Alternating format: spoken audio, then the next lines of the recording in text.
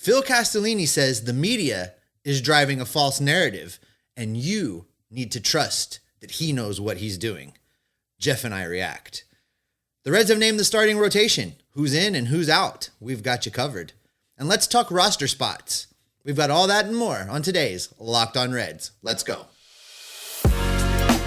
You are Locked On Reds, your daily Cincinnati Reds podcast, part of the Locked On Podcast Network, your team every day. We are live. First time, don't have to do it through a Zoom screen and look at you on a Zoom computer and all this other stuff. This is kind of fun. This is great. I love it. This is good.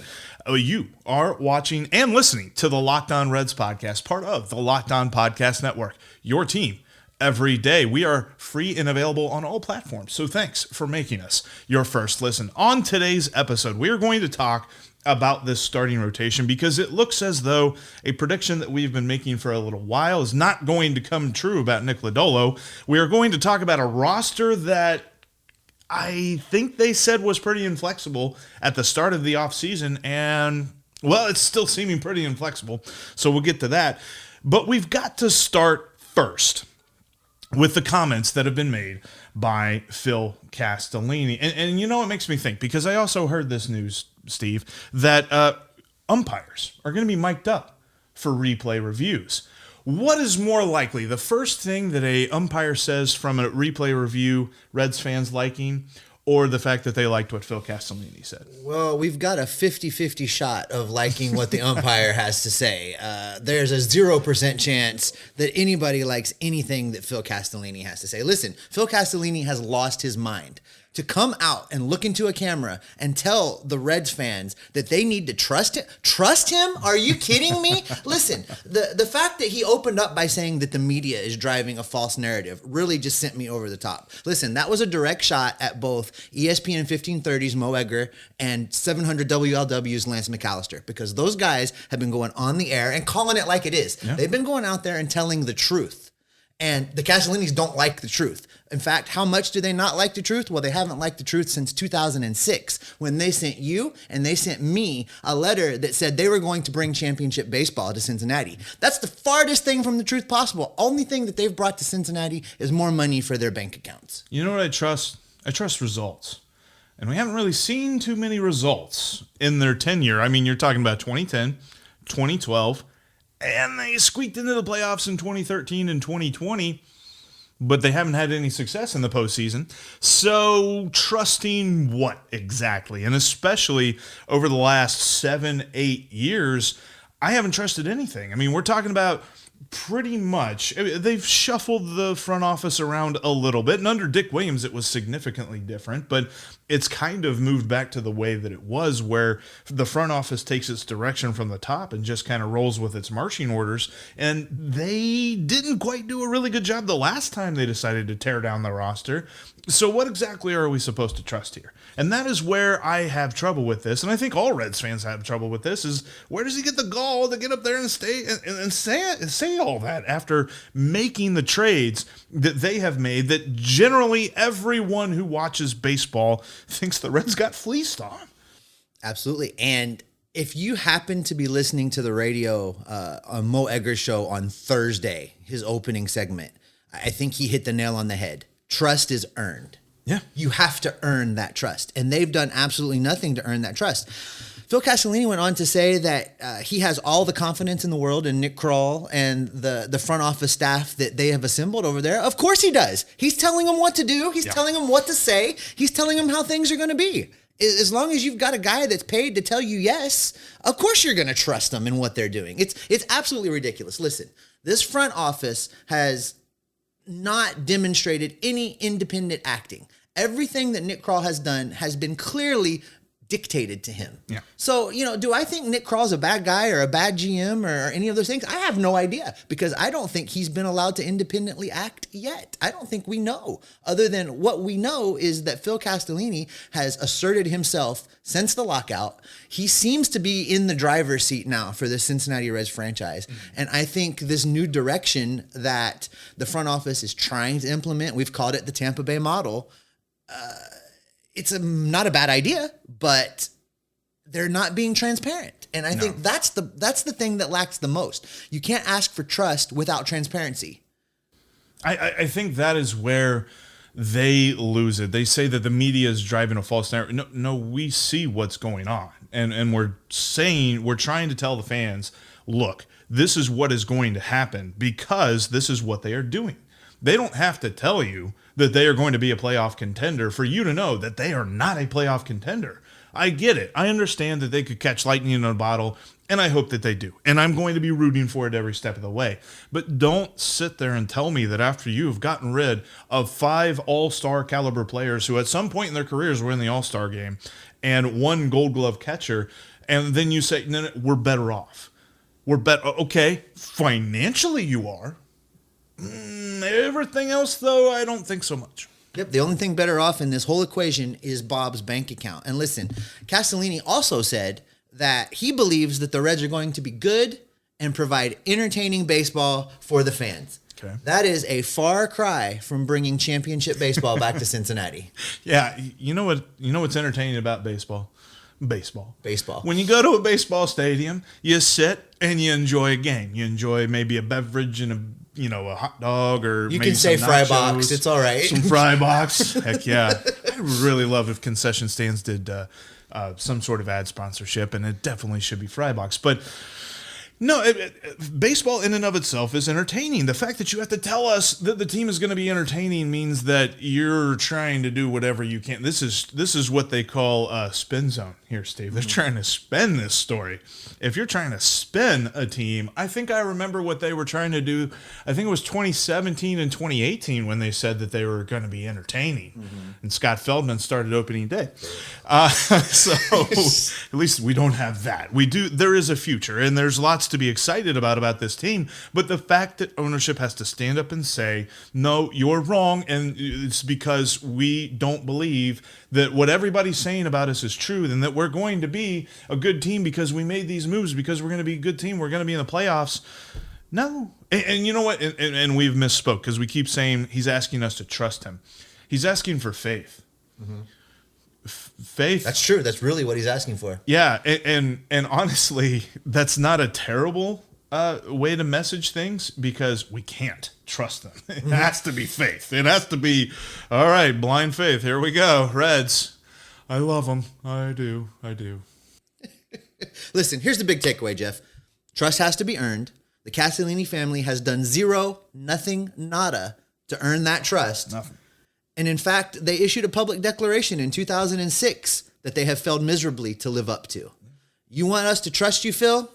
Stop blowing smoke and start keeping your promises. David Bell has begun to explain who will play where and how this cast of characters from the island of misfit toys will be utilized for the Reds in the 2022 season. The Reds have named the arms that they think are strong enough to lead the starting rotation. And if you want to get stronger and get your diet right, and you and I both need to get our diet right after yesterday, we need a Built Bar. You can head over to Built.com right now to get one of the healthiest snacks available to you. Built Bar is great to get you through the final week of the March Madness basketball tournament and to keep you snacking healthy all through the 2022 baseball season. Built Bar is a protein bar that tastes like a candy bar. It may be even better than a candy bar. Built Bar makes it easier to stick to your diet. It makes it easier for you to be healthy. Just because it tastes so good, you're going to want to eat it. It's unlike any other protein bar, which can be chalky, it can be waxy, it can taste like you're taking a drink out of a bucket at a chemical spill. They're just no good. But not Built Bar. Built Bar is great. It's going to make you want to eat healthy. It's going to keep your diet from being boring and make you feel like you're missing out on all the things that you really do want to eat and giving up on your goals. Built Bar, it's covered in 100% real chocolate. That's a game changer as far as staying on a diet goes. And it has so many great health statistics. We're a baseball podcast. We love statistics. Jeff loves them. I love them. Listen to these. Built Bar is 130 calories, 4 grams of sugar. For you people on the keto diet, that's only 4 net carbs. And it is packed with 17 grams of protein, ladies and gentlemen, 17 grams of protein. They got great flavors like cherries barcia, coconut brownie chunk, salted caramel, and there's like 50 different flavors of Built Bar scattered around the Locked On Reds home office here in Cincinnati, Ohio. Let me tell you, they are everywhere. If you want to fill your office with some great snacks, head over to Built.com right now. Use the promo code LOCKED15. That's going to give you 15% off your next order at Built Bar. Built Bar is amazing. I eat it. Jeff eats it. You should check it out. Built.com, promo code LOCKED15 for 15% off. I think I'm feeling a coconut marshmallow puff bar here. I think right after this, let me tell you. Check out the Locked On MLB Prospects podcast after you're done listening to us today. Lindsey Crosby will keep you informed on all of the action in the minor leagues, as well as some college baseball as well. The Locked On MLB Prospects podcast is just like Locked On Reds, free and available on all platforms. Also, make sure you are following us on Twitter. Jeff and I were on some adventures yesterday, and I was posting some pictures. If you missed that, head over to @SOffenbaker. Give me a follow over there. You can follow Jeff at Jeff Carr. That's Jeff with 3 Fs. And you can follow the show at Locked On Reds. Make sure you also subscribe to our YouTube channel. If you're watching us there now, thank you so much. Click that subscribe button. If you haven't done that yet and you're listening to our audio feed, go ahead, head over, click that subscribe button at YouTube, because we've got a lot of great video features coming that will only be available there throughout the 2022 baseball season. All right, Jeff, the roster is taking shape on the position player side of things, and it's not quite shaking out how we had anticipated. The injuries that have occurred out in Goodyear have really forced, I think, a changing of course with what the Reds were going to do, and we're going to end up with some guys on this active roster that I didn't think would be there, and the Reds are going to actually have to get pretty creative to get those guys on the roster, because the 40-man roster is full, and some of these players that they are now going to need are going to have to be added to the 40-man. Yeah, David Bell said yesterday that Brandon Drury is likely going to be the backup shortstop. All of 6 starts. Yes, six starts ever, 6 career games ever at shortstop for Brandon Drury. He got to camp 11 days ago. I mean, we're already talking about a short camp anyway, but he got there 11 days ago. And I get it. I understand. Yeah, Donovan Solano's hurt. Yeah, Jose Barrero's hurt. But that, for me, just really screams inflexibility. There's no flexibility in the roster. There was nobody close to the major league level in Jose Torres or somebody like that, which is a bummer because I'm looking forward to seeing what Jose Torres, Matt McClain. I thought this would have been a nice spot for maybe Matt McClain, but and of course Ellie De La Cruz, who will be up here in a couple of years. He'll be in Dayton to start the year. That looks awesome. But all these guys are far enough away that they can't help the team. So they had to bring in a guy who has really never played shortstop that much. And, okay, we're handing it to him. And Kyle Farmer, he probably should have been the backup anyway. But Jose Barrero is going to be out. He's going to be out for at least a month. And this is the roster we have. We have come a long way from Davey Concepcion and Barry Larkin. Let me tell you. We are as far away from those guys as we can possibly get. Where's Zach Cozart at? Listen, I think the most difficult thing of these injuries is the guys that you were counting on to fill these voids that could play multiple positions and move around and do a lot of different things and give David Bell that flexibility that he almost demands to have are the guys that got hurt. Solano could play multiple positions. He's out. Barrero, multiple positions, including the outfield. He's out. I mean, it really creates a headache to try and get a roster that can run some of the platoons that absolutely have to be run because of guys that can't hit left-handed pitching. It's a real head scratcher. I don't know what they're going to do. I tell you what, and this is something for me. I know we talk a lot about he gets his marching orders. Nick Kroll runs this as ownership wants him to run it. But I think part of this does fall on him. Why didn't he go out and get somebody who could be a little bit more flexible? I mean, maybe right now there's got to be somebody on the free agent market that's played more than 6 games at shortstop that you can go get, like for a non-roster invite or something like that. I just look at the moves that they have made, and you're talking about some of the other guys that they brought in. Drury, I didn't really think of Drury as anything other than, okay, well, he's roster depth during spring training. Exactly, and now all of a sudden he's going to break camp with the team? Yep. And he's going to play. He's going to play. Yeah. He's going to be in there. I mean, he might not get the start on opening day, but he's going to play. And instead of a situation where we have Tucker Barnhart and Tyler Stevenson behind the plate, Or even maybe, Tucker Barnhart and Kurt Casale or something like that.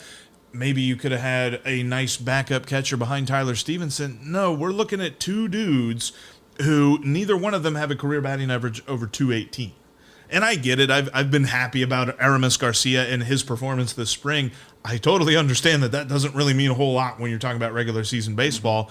He's got to hit regular season pitching, and he's got to match that level of intensity, and he has yet to do that in 193 career at-bats. So what do we know about these guys? Neither one of them are really that sexy of an option. And now you're talking about him. You're talking about Drury. You're talking about a backup catcher between Andrew Knapp or Aramis Garcia. And we'll talk about this more here in a little bit, but if Nick Lodolo was to break camp, that's 3 non-roster players that you are going to have to find spots for on this 40-man roster. One of them seems obvious to me, but I don't know where the other ones come from. Mm-hmm. It's like this. The Reds are going to have to do something that's out of character for them in order to get these guys on the 40-man roster. You and I have talked about it for the weeks leading up to this, and I think it's officially time to say the Reds have to cut Shogo Akiyama this week. They have to do it. They have to create the spot. He's getting his $8 million either way. If that's going to be $8 million to be the last guy off the bench and hit the ball straight into the ground, or is it going to be $8 million to pack your bags and head back to Japan and go have a nice rest of your career over there? Yeah. I hope they cut him a check and send him on his way and tell him, thanks for trying. We appreciate you taking a chance on Cincinnati. It's not working out. It's a bummer because when he came here, I really wanted it to work out. And I still kind of held out hope that maybe there was a way that he could figure things out this year. Because this is really the first normal year that he has had to have. Think about it. 2020, he comes over. We all know what happened on 2020. 2021, a tree falls on his wife during spring training, and he has to interrupt spring training to deal with that, which we all would. Come on, it's family. That makes sense. But the first year that he has a clean schedule and a clean, bill of health and all this other stuff, but he's got to go. He that's just the only does. answer. I think the injuries and the roster that Nick Krall has assembled with so many drastic righty-lefty split issues, it's forcing their hand. They have to do this, and it's sad, but I think that's really the only move that makes sense as far as creating a spot on the 40-man. Because as you mentioned, and we're going to talk about this in the next segment. Never mind the pitching side of things with Nick Lodolo. To get those 2 players on the roster, moves are going to have to be made. Maybe you can find somebody that you can transfer onto the 60-day with one of these injuries, but it doesn't look like it. Solano's not going to be out that long. Barrero's not going to be out that long. So you're going to have to create spots some other way, and that's going to be by cutting people off the 40-man. And the current guys on the 40-man roster, just so everybody is aware, Kyle Farmer's obviously starting at shortstop, but he can't play every single day unless they just ask him to, and maybe he will. He's a gritty dude. Dude's got some strength, too. So I could see that happening, but he's going to need an off day at least a couple of times, so you're going to have Brandon Drury playing. And then you look at Jonathan India. Well, he's playing second base, obviously. Joey Votto's not playing shortstop. Mike Moustakas isn't playing shortstop. Max Schrock, Colin Moran. Oh, God.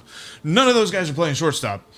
So it's going to have to be Brandon Drury, I guess. And that means that you do have to make a move because you have to have him on the roster and you have to have a backup catcher. So these are not 2 things that, maybe. And don't tell me Kyle Farmer can be backup catcher. He's playing shortstop. He's not going to be backup anything else. So you have to make these 2 moves. And obviously one of them is Shogo. Maybe another one is a pitcher or something like that. Maybe Justin Dunn going on the 60-day IL will help that. But overall, this is a roster that has once again shown it's very inflexible, and the reality is kind of daunting, and this is only after a few injuries. God forbid someone else gets hurt. It's going to not be pretty. No, it's not going to be pretty at all. I tell you what, though, when it comes to pitching, we kind of mentioned this. The Reds are betting on strong performances from 4 arms to start the season.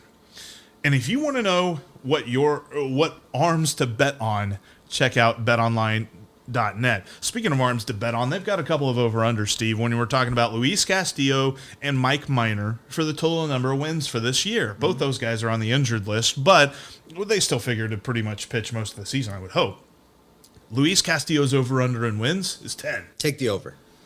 Mike Minor's over-under in wins is 8.5. Under all the way, baby. Yeah, I hate betting against Reds, but I think I agree with you there. I don't think he's getting 8. I don't think he's getting 9. I don't see definitely it. not getting 9. I don't see it. 8 might be the top. I really don't think he's going to be in the rotation the whole year. So yeah, I see 9 wins is a big ask. That's a big ask for a dude that I think we're in agreement on that one. And I tell you what, if you want to see more, you can check out betonline.net. They are your number one source for all your betting needs and sports info from all the latest odds, contests, and player props.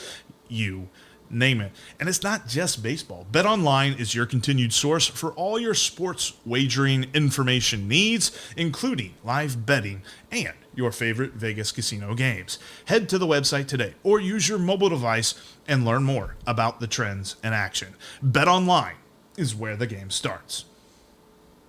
And I think that's the best I've ever delivered. There you go. That's a good one. Yeah, that was good. Thanks again for making Locked On Reds your first listen.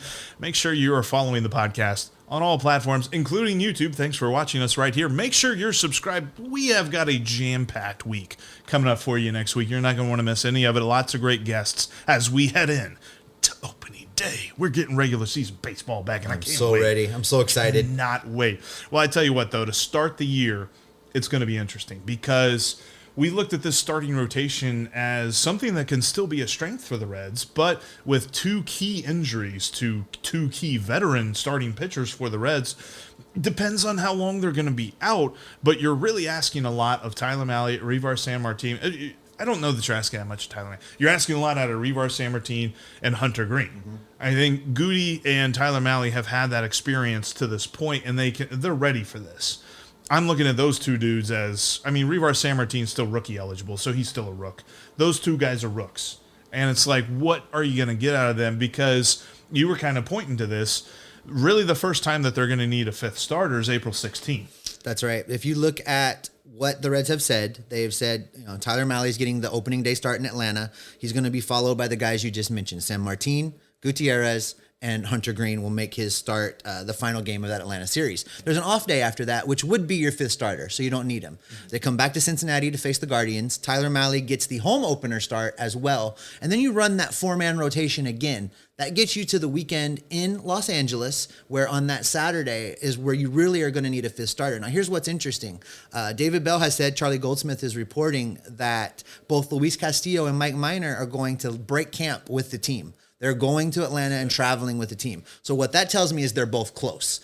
And I anticipate that by the time we reach April 16th, one of those 2 guys is going to be ready to make a start. Hopefully it's Luis Castillo. I'm hoping he's the first one back and kind of rounds out this rotation with a little bit of experience.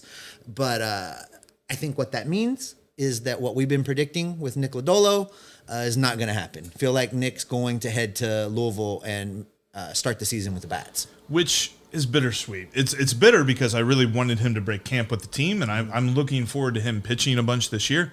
He's still going to pitch a bunch this year. And actually, this opens up to your plan of a 6-man rotation. Mm-hmm. If you can start that plan on April 16th, and you can really implement the idea of resting these guys and getting the young guys, a decent amount of time between starts and things like that, I think that's really going to do wonders for this ball club as a whole, not to say anything about the rotation singularly. So when you're looking at that, that is a very good thing to hear.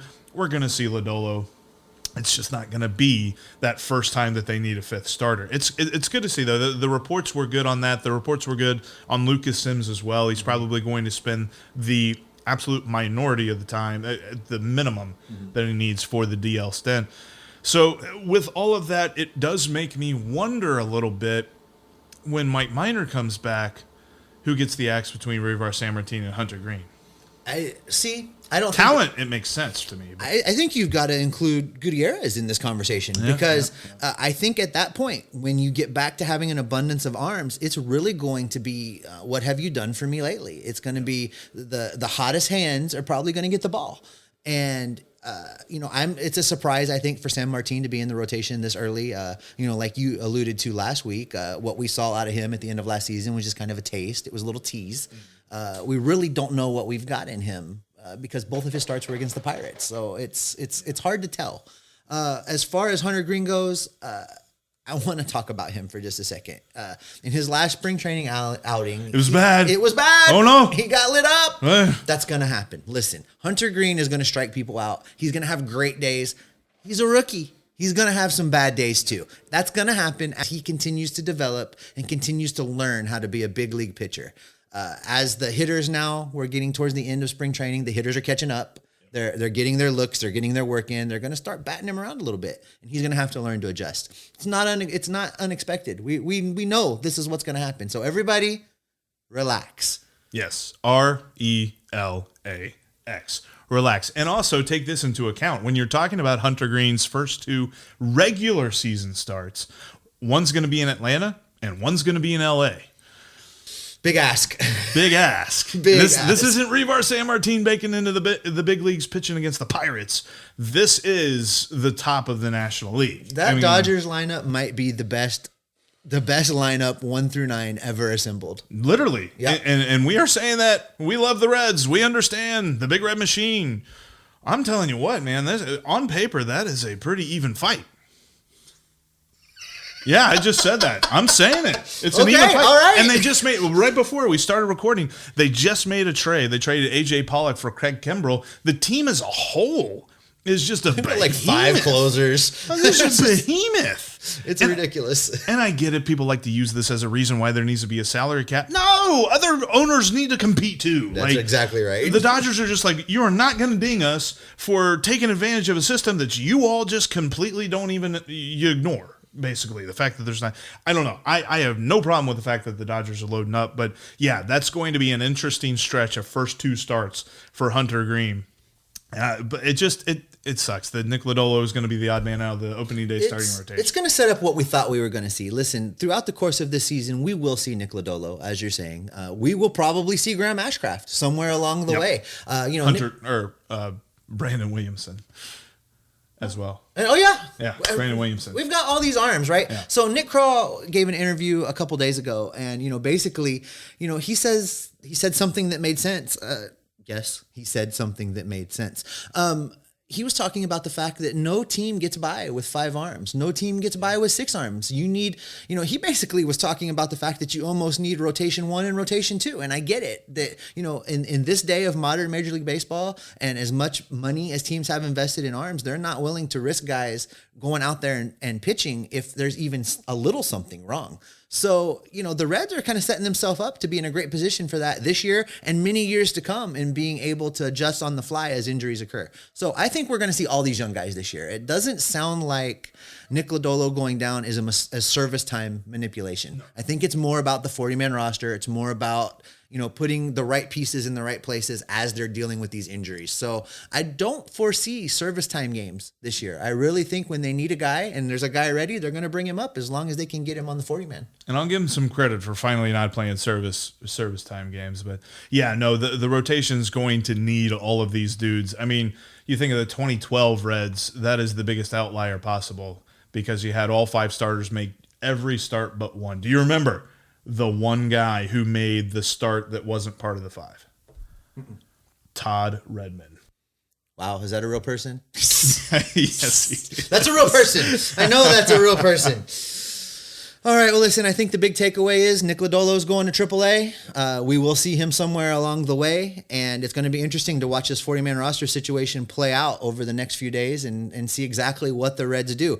It's probably a good place to wrap up for today, Jeff. It's been great to record in person and not through the computer screen. And listen, coming up next week, we have got a ton of stuff for you. Huge week. Listen, it starts on Monday. Jeff and I are on location in Dayton. We're going to sit down with Dragons play-by-play man Tom Nichols. Then on Tuesday, it's going to be a gathering of all of the hosts in the National League Central from the Locked On Podcast Network. We're going to talk about all of the teams in the division. We're going to talk about who's good and who's not. Gonna fight. And we're going to fight a little bit. Probably not. That's not going to happen. Well, maybe. But it's going to be a great show. There's going to be a lot of good information. It's going to get you set for what we can expect from the National League Central in 2022. Then coming up on Wednesday, I'm going to sit down with the television voice of the Cincinnati Reds and friend of the podcast, John Sadak. And then on Thursday, that's opening day, Jeff.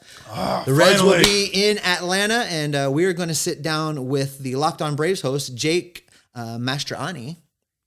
And we're going to get you set for opening day. We're going to talk about what's going on and really get a good primer out there for the season to get underway. So make sure that you are subscribed to the Locked On Reds podcast, either in the audio feed or on the YouTube channel, because you are not going to want to miss any of that. It's going to be a loaded week for sure. Thanks so much for making Locked On Reds your first listen of the day. Now head over to the Locked On MLB the Locked On MLB podcast. I can say, I can't do it. I got through protein today and I can't say podcast now. You know what? Go listen to Paul Francis Sullivan, but call him Sully. And he's going to bring you his unique perspective on the major leagues, both past and present. That's the Locked On MLB podcast. Just like the Locked On Reds podcast, it's free and available on all platforms. Jeff, the offseason is nearly over.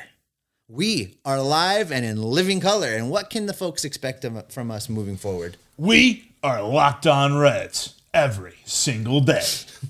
See you next time.